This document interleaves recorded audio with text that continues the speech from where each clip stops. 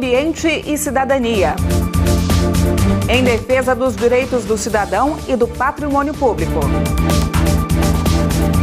Começa agora a segunda parte da retrospectiva 2017 do Interesse Público.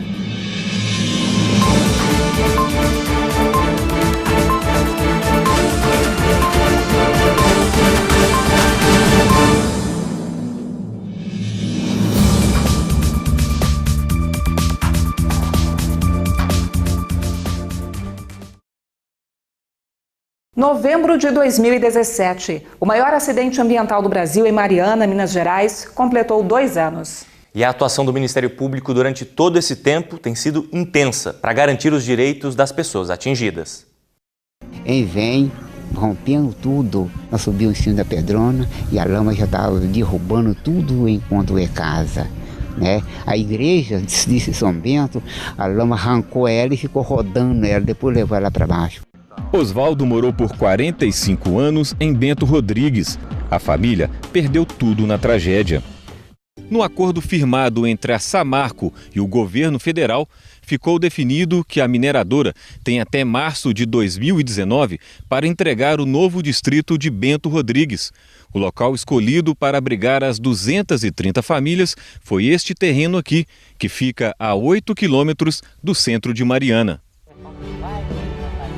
Zezinho é o presidente da Associação de Moradores Atingidos pela Tragédia. Ele ajudou a escolher o espaço para a reconstrução do vilarejo, mas demonstra preocupação quanto ao cumprimento dos prazos. Se não cumprir essa data de março de 2019, tiver todo mundo reassentado, é uma cobrança, nós pedimos uma multa de 10 milhões por dia.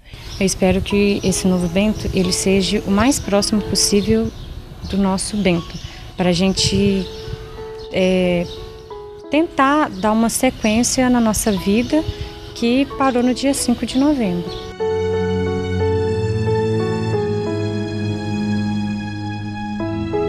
A ação civil pública que o Ministério Público Federal ajuizou visa exatamente a reparação integral dos danos, tanto dos danos ambientais quanto dos danos sociais, e o dano moral coletivo. Isso independente da estratégia que estamos paralelamente desenvolvendo de criar um espaço de acordo que obrigue as empresas a cumprir as obrigações no menor espaço de tempo possível.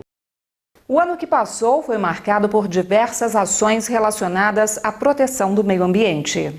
No Rio de Janeiro, o Interesse Público acompanhou o trabalho do MPF para evitar que uma espécie invasora e agressiva, o coral-sol, se espalhe pelo litoral brasileiro. Ilha Grande, no litoral sul do estado do Rio de Janeiro, está em risco por causa de uma espécie trazida para cá por navios e plataformas de petróleo e gás. O coral-sol é uma ameaça a toda a biodiversidade da região.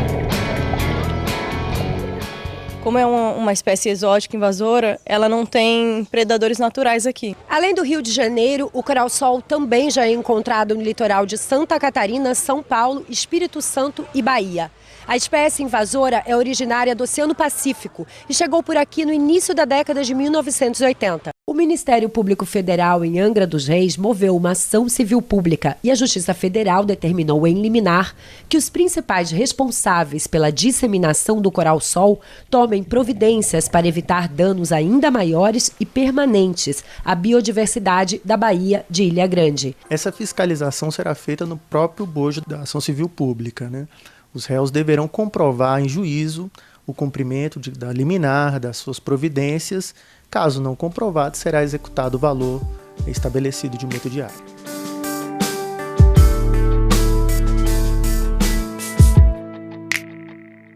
Outro destaque da atuação do Ministério Público no Rio de Janeiro foi o combate às ocupações irregulares na Reserva Biológica Estadual de Guaratiba. Essa é uma área de mais de 3 mil hectares de Mata Atlântica e mangue, protegida pela Unesco. Desde os anos 70, pequenos povoados de pescadores habitam a reserva. Na época, os terrenos foram cedidos pelo Exército, que administrava o local. Mesmo assim, não eram regularizados pela prefeitura. Com o tempo, novos moradores foram se instalando dentro da área de preservação. O Ministério Público Federal tem acompanhado todo este processo. Os próprios moradores das ocupações antigas, que tinham sido cadastrados, começaram a vir denunciar ao Ministério Público que a área estava sofrendo um processo de favelização, que tinha gente invadindo, que tinham diversas casas novas sendo construídas, e eles sabem que isso pode dificultar no futuro que a área possa vir a ser regularizada. O biólogo Mário Moscatelli, por meio de seu projeto Olho Verde, sobrevoou recentemente Guaratiba e fez imagens aéreas que mostram o avanço de empreendimentos ilegais sobre o manguezal. A região cresce de forma desordenada, sem infraestrutura, o esgoto tem que ir para algum lugar. Vai para os canais, vai para os rios, vai para os manguezais, a floresta fica em pé. Agora a fauna, aquilo que é mais sensível à degradação, desaparece. Foi proposta ação penal. O direito à moradia ele não é um direito absoluto, ele tem que ser compatibilizado com os demais direitos e ali é uma área de reserva e o meio ambiente ele é para ser preservado para as presentes e futuras gerações.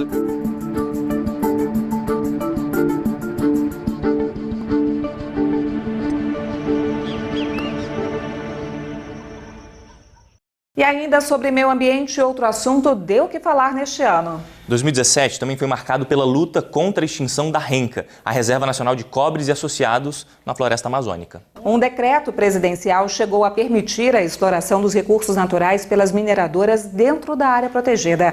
Mas depois de muitos protestos, o governo voltou atrás. Eliane, mas nem por isso é hora de baixar a guarda. A proteção da Amazônia é uma prioridade para o Ministério Público, que lançou em 2017 um projeto para combater o desmatamento ilegal. Eu acompanhei. Vamos ver. O projeto Amazônia Protege vai aproveitar as imagens de monitoramento via satélite para identificar focos de desmatamento na região amazônica e, assim, transformar crimes em ações civis públicas. A estimativa é que, ao final da ação, os valores para ressarcimento dos danos ambientais cheguem a 2 bilhões e 800 milhões de reais. A Amazônia Protege é um projeto baseado em ideias extraordinariamente simples. A primeira delas é a de que temos de agir agora para proteger a floresta. O tempo está contra nós, mas a Constituição brasileira está a nosso favor. O projeto da Câmara de Meio Ambiente e Patrimônio Cultural do MPF conta com o apoio do Instituto Chico Mendes, do IBAMA, e quem desmata não paga apenas indenização. Passa uma certeza para o desmatador de que aquilo vai ser analisado, que ele vai ser réu do Ministério Público Federal e dos parceiros e que a sua área, o seu nome, os seus dados estarão disponíveis para a consulta pública de todos.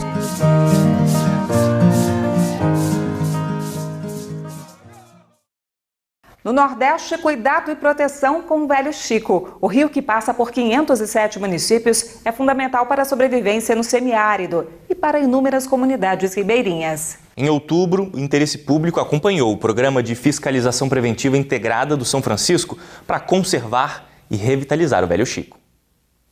Quem vê as cidades às margens do Rio São Francisco, em Sergipe, não imagina que essas comunidades ribeirinhas sofrem com a falta de água para consumo.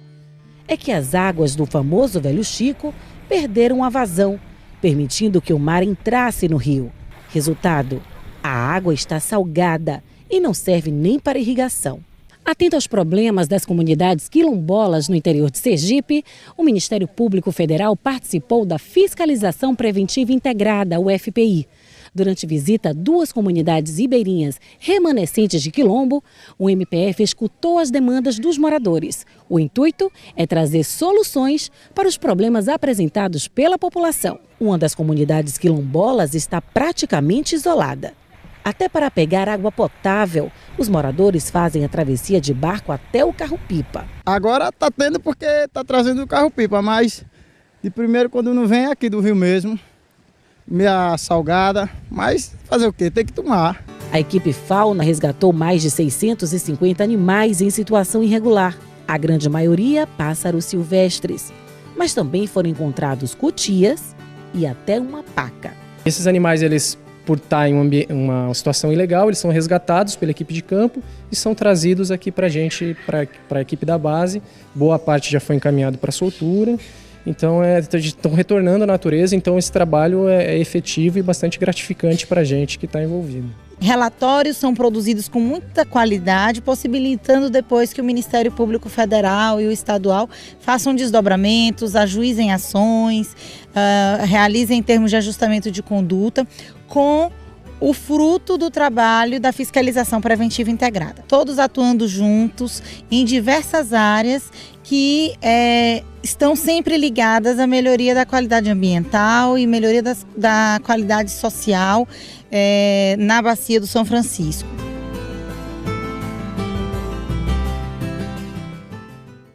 E veja no próximo bloco.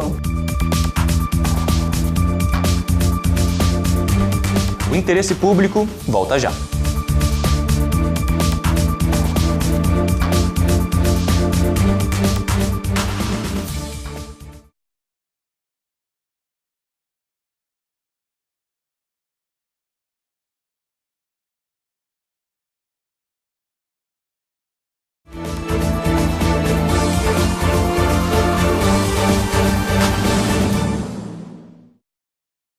Em 2017 também foi o ano em que o Ministério Público Brasileiro se uniu e mostrou força no combate à corrupção no Brasil. Que cor tem a consciência? Ela será lembrada pela cor branca e no formato de um laço que simboliza a luta contra a corrupção, lançado em um evento promovido pelo Ministério Público Federal, Conselho Nacional do Ministério Público e parceiros para marcar o Dia Internacional de Combate à Corrupção.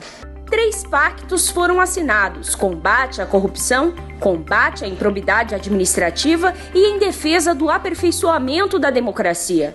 Tomamos a decisão de firmar agora o pacto de agirmos juntos contra a corrupção, certos de que é uma semente boa que lançamos no solo da vida brasileira, para que haja verdadeira justiça e integridade no país. Em Foz do Iguaçu, no Paraná, a coisa ficou tão grave que 12 dos 15 vereadores foram presos no fim do ano passado durante a Operação Pecúlio.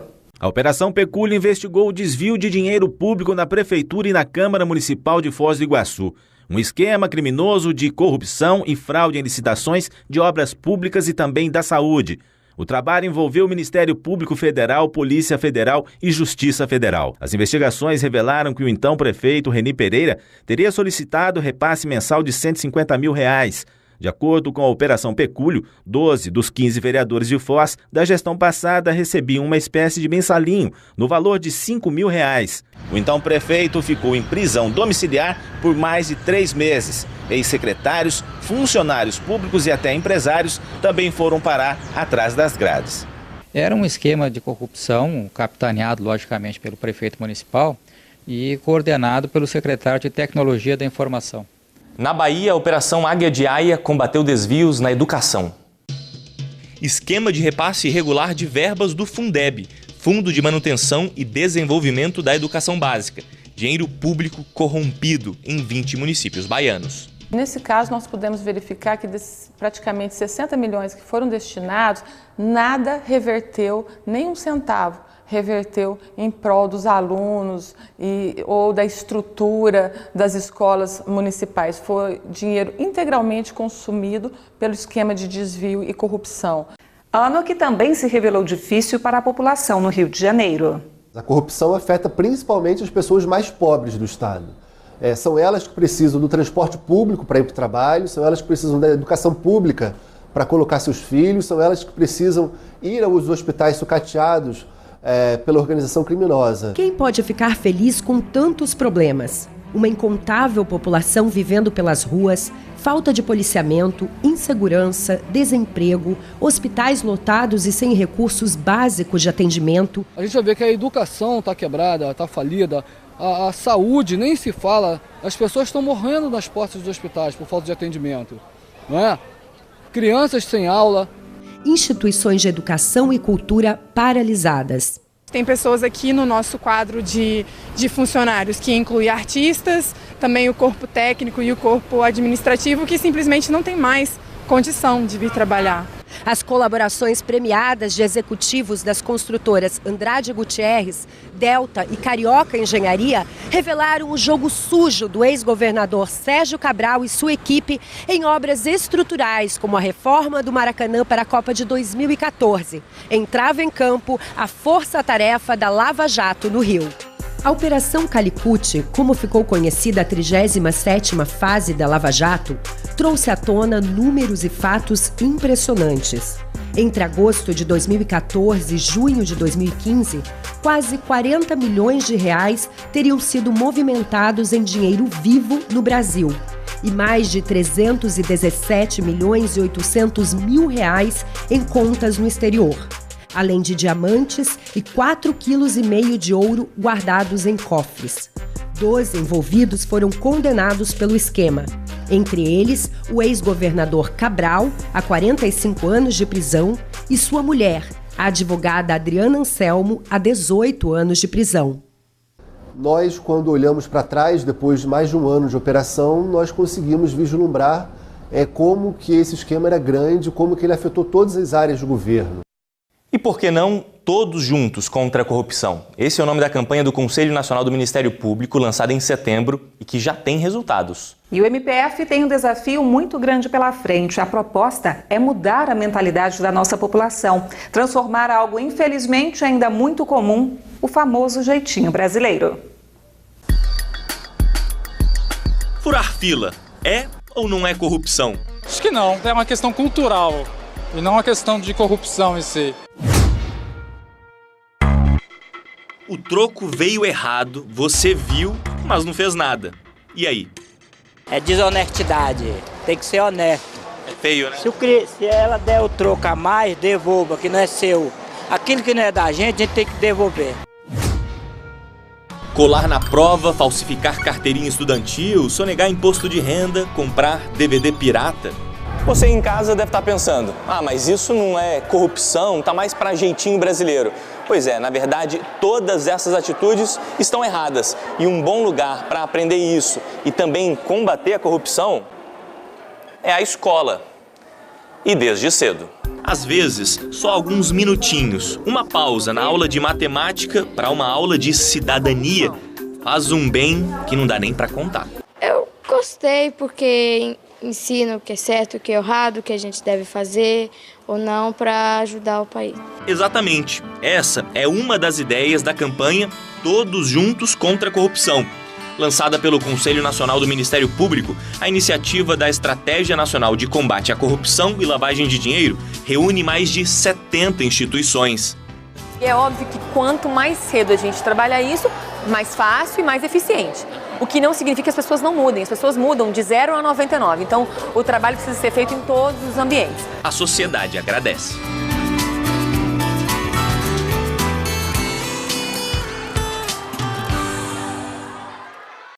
E a tragédia que comoveu o país, a queda do avião que matou 71 pessoas da equipe do Chapecoense de futebol, recebeu atenção especial do Ministério Público em 2017. Eliane, depois de quase um ano de investigação, o Ministério Público Federal em Chapecó, Santa Catarina, concluiu que a equipe de futebol não foi negligente ao contratar o avião da Lamia. A falta de combustível foi considerada a causa mais provável da queda do avião. Durante a apuração, foram constatados indicativos de possíveis irregularidades na autorização da Agência Nacional de Aviação Civil em outros voos da Lamia. E a retrospectiva 2017 continua já. Não saia daí.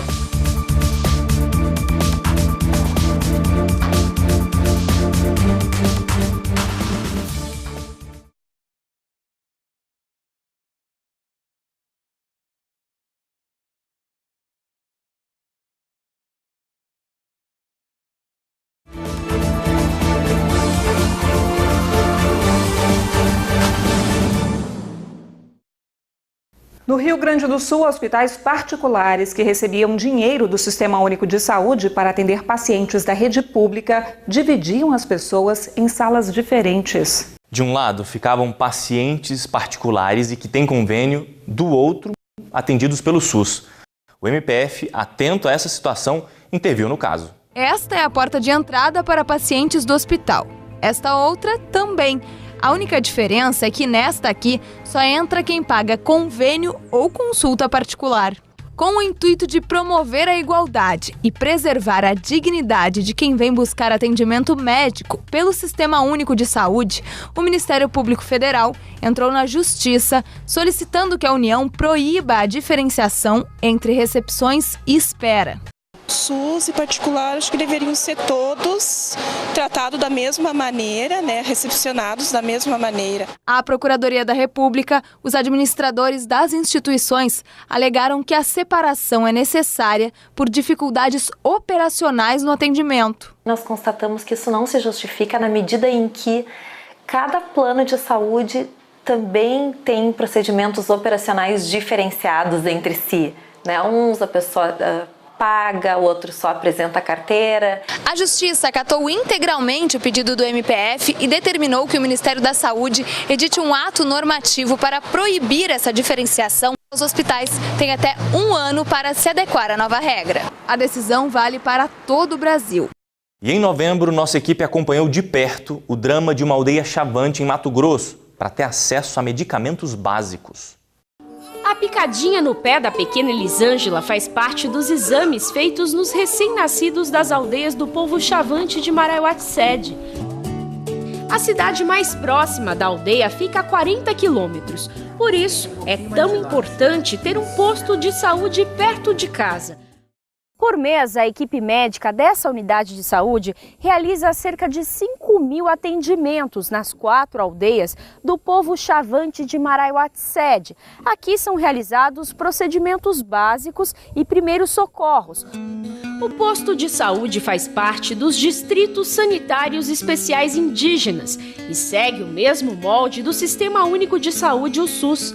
O abastecimento de remédios e outros recursos é feito pela Secretaria Especial de Saúde Indígena, SESAI, que nos últimos meses atrasou o repasse. O Ministério Público, percebendo isso, a partir dessas constatações, nós já recomendamos que o distrito adote cautelas adicionais para que isso não volte a ocorrer, sob pena da gente ter que tomar providências na justiça ou providências até de responsabilização de um gestor público por não ter esse cuidado. A enfermeira coordenadora do postinho explica que depois da medida melhorou o abastecimento de medicamentos. O Ministério Público está sempre batendo em cima da falta da medicação e a gente já começou a receber bastante medicamento e graças a Deus deu uma melhorada significante. Está bem melhor agora.